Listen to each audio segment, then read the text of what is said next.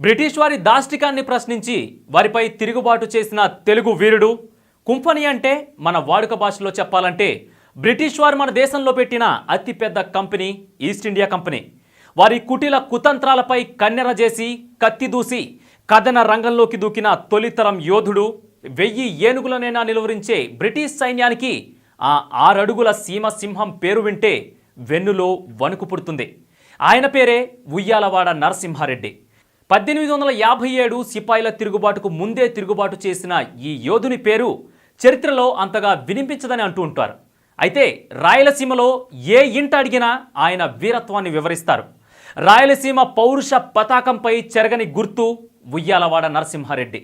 ఉరికొయ్య ఎక్కే ముందు కూడా తొడగొట్టి మీసం మెలేసి పరాక్రమాన్ని వీలునామాగా రాసి వెళ్లిన ధీరుడు గురించి మా జనహితం టీవీ ఇప్పుడు మీకు అందిస్తోంది.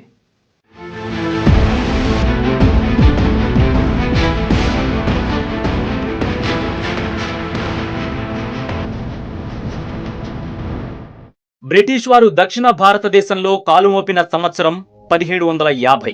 ఆ సమయంలో ఇక్కడ బలమైన పాలకులు ఒకరు నిజాం నవాబు, మరొకరు మైసూర్ పాలకుడు హైదర్ అలీ. హైదర్ అలీని ఓడిస్తే దక్షిణాన పాగా వేయొచ్చని బ్రిటిష్ వారు యుద్ధం చేశారు. హైదర్ అలీ కుమారుడు టిప్పు సుల్తాన్ ఆంగ్లేయులను పలుమార్లు ఓడించి తరిమేశాడు. చివరికి మరాఠా పీష్వా అంటే ప్రధానమంత్రి అని అర్థం. నిజాం నవాబు సహకారంతో 4వ మైసూర్ యుద్ధం అంటే 1799లో టిప్పు సుల్తాన్ సైన్యాన్ని బ్రిటిష్ వారు ఓడించారు. టిప్పును చంపి రాజ్యాన్ని ముగ్గురు పంచుకున్నారు. కర్ణాటకలోని కొంత ప్రాంతం మరాఠా పీష్వాలకు, రాయలసీమలోని కొన్ని ప్రాంతాలు నిజాం నవాబుకు దక్కాయి. మద్రాసు కేంద్రంగా దక్షిణాదిన బ్రిటిష్ పాలన ఆరంభమైంది. నిజాం నవాబు ఏలుబడిలోకి వచ్చిన కర్నూలు, కడప, అనంతపురం, బళ్ళారి ప్రాంతాల్లో పాలెగాండ్లు ఉండేవారు. ఒక్క పాలెగాని కింద 100 నుంచి 200 గ్రామాలు ఉండేవి. ఈ వ్యవస్థను బలోపేతం చేసిన వారు విజయనగర రాజులు. పాలెగాండ్లు వారి సామంతులు. మద్రాస్ కేంద్రంగా దక్షిణాదిన బ్రిటిష్ పాలన ప్రారంభమైన తరువాత పాలెగాండ్ల పరిపాలనను రద్దు చేసి వారికి ప్రతి నెల 11 భరణం అందించేది. ఆ భరణాన్ని ఈస్ట్ ఇండియా కంపెనీ వారు ఎలా చెల్లించేవారు? నొత్సం పాలెగాండ్లు చరిత్ర ఏంటో ఇప్పుడు చూద్దాం. కడప జిల్లాలోని జమ్మలమడుగు, కర్నూలు జిల్లాలోని కోయిలకుంట్ల వరకు ఉన్న భూభాగాన్ని చెంచురెడ్ల వంశానికి చెందిన నొత్సం పాలెగాండ్లు పాలించేవారు. వీరి వంశీయుల్లో ఒకరు జయరామిరెడ్డి. విజయనగర రాజుల కాలం నుంచి పాలన సాగిస్తున్నారు. ఈయన మన్రో హయాంలో బ్రిటిష్ వారిని ఎదిరించి బందీ అయ్యాడు. దీంతో నొత్సం బ్రిటిష్ వారి వశమైంది. ఆయనకు భరణం ఏర్పాటు చేశారు. జయరామిరెడ్డి కొడుకుకు సంతానం లేకపోవడంతో అతని సోదరి కుమారుడు ఉయ్యాలవాడ నరసింహారెడ్డికి భరణం అందేది. ఆయన జన్మించింది రూప నగుడిలో, పెరిగింది ఉయ్యాలవాడలో. భరణం అందుకుంటూ ఉంటున్న నొత్సం కోటలో పాలించే అధికారం లేకపోయినా జయరామిరెడ్డి వంశీయుల ప్రభావం ఆ ప్రాంతంలో మాత్రం తగ్గలేదు. ప్రజలు వారి కుటుంబాన్ని గౌరవభావంతో, ఆదరాభిమానాలతో చూసేవారు. అప్పటి ఉయ్యాలవాడ నరసింహారెడ్డి వయసు సుమారు 40 ఏళ్లు. ఆయనకు బ్రిటిష్ వారి నుంచి నెలకు 11 భరణం అందేది.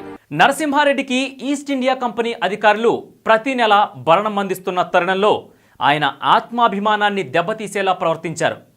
ఆ సమయంలో నరసింహారెడ్డి ఆగ్రహావేశాలు కట్టలు తెంచుకున్నాయి. తహసీల్దార్, నీ ట్రెజరీని కొల్లగొడతా, నీ ప్రాణాలు తీస్తాను, చేతనైతే రక్షించుకో అంటూ లేఖ రాసి పంపాడు. చెప్పిన విధంగానే తహసీల్దార్ తల నరికి బ్రిటిష్ ప్రభుత్వానికి సవాల్ విసిరి సీమ పౌరుషాన్ని చాటుకున్నాడు నరసింహారెడ్డి. వంశానుసారంగా అందాల్సిన భరణం విషయంలో జరిగిన ఓ చిన్న సంఘటన నరసింహారెడ్డిలోని ఆత్మాభిమానాన్ని దెబ్బతీసింది. తన ప్రాంతంపై పెత్తనం చెలాయిస్తూ దేశాన్ని కొల్లగొడుతున్న బ్రిటిష్ వారి పట్ల ఆయనకు అప్పటికే ఉన్న కోపం, కసి, పగ, ద్వేషం తారాస్థాయికి చేరాయి. నాటి కోవెలకుంట్ల తహసీల్దార్ రాఘవాచారి నరసింహారెడ్డికి చెల్లించాల్సిన భరణం విషయంలో అవహేళనగా మాట్లాడి ఆయనలో కోపావేశాలు పెరిగేలా చేశాడు. నరసింహారెడ్డి పంపిన అనుచరుడితో ముష్టి తీసుకునేవాడికి మరొక ముష్టివాడా? అతను బ్రిటిష్ వారి నుంచి భరణం తీసుకుంటూ బ్రిటిష్ వారికి శిస్తు కట్టొద్దని చెబుతున్నాడట. ఆ ముష్టివాడినే రమ్మను, ఇస్తా భరణం అని చెప్పి పంపడంతో నరసింహారెడ్డిలో ఆగ్రహావేశాలు కట్టలు తెంచుకున్నాయి. వెంటనే ఏకంగా ట్రెజరీనే కొల్లగొడతాను, నీ ప్రాణాలు తీస్తాను, చేతనైతే కాపాడుకో అంటూ లేఖ రాసి పంపించాడు. దీంతో తహసీల్దార్ అప్రమత్తమై ట్రెజరీలోనే ఉండిపోయాడు. రక్షణగా కొంత బ్రిటిష్ సైన్యాన్ని కూడా ఏర్పాటు చేసుకున్న నరసింహారెడ్డి చెప్పిన మాట ప్రకారం 1846 జులై 10న మిట్ట మధ్యాహ్నం 12 గంటల వేళ కోవెలకుంట్లలోని ట్రెజరీపై తన అనుచరులతో దాడి చేశాడు. రెడ్డి అనుచరులు కత్తులు స్వైర విహారం చేశాయి. దూసుకొచ్చిన మిలిటరీ సైన్యాన్ని మట్టుబెట్టి తనను అవహేళనగా మాట్లాడిన తహసీల్దార్ రాఘవాచారి శిరస్సు ఖండించాడు నరసింహారెడ్డి. ట్రెజరీ అధికారి థామస్ ఎడ్వర్డ్ కి గుండు గీయించి, నీ బ్రిటిష్ అధికారులకు దమ్ముంటే మరుసటి రోజు సాయంత్రం అయినా లప్ప వద్ద కలుసుకోమను అని చెప్పి 805 రూపాయల 10 నాణాల 4 పైసలను కొల్లగొట్టుకెళ్లి బ్రిటిష్ సైన్యానికి సవాల్ విసిరాడు.